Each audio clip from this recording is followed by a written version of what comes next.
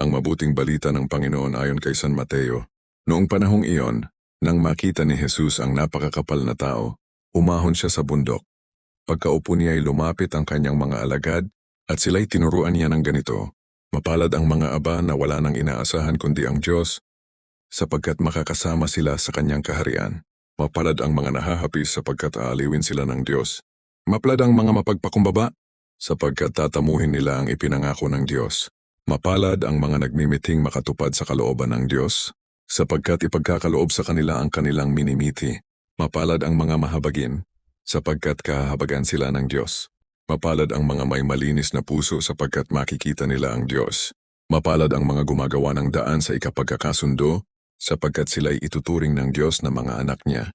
Mapalad ang mga pinag-uusig dahil sa kanilang pagsunod sa kalooban ng Diyos, sapagkat makakasama sila sa kanyang kaharian. O mapalad kayo kapag dahil sa akin inalimura kayo ng mga tao, pinag-uusig at pinagwiwikaan ang lahat ng uri ng kasamaan na pawang kasinungalingan, magdiwang kayo at magalak, sapagkat malaki ang inyong gantimpala sa langit.